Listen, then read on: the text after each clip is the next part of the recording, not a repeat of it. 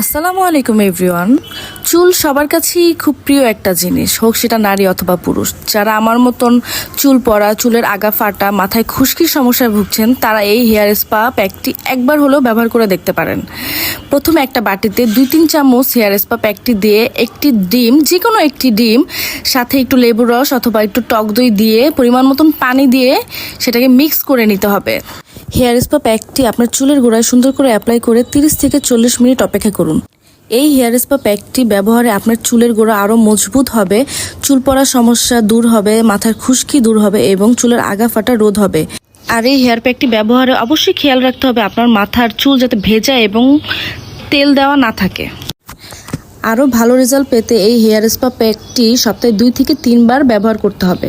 আর আপনারা এই প্রোডাক্টটি পেয়ে যাবেন ফেসবুক পেজ হোম শপার পেজে।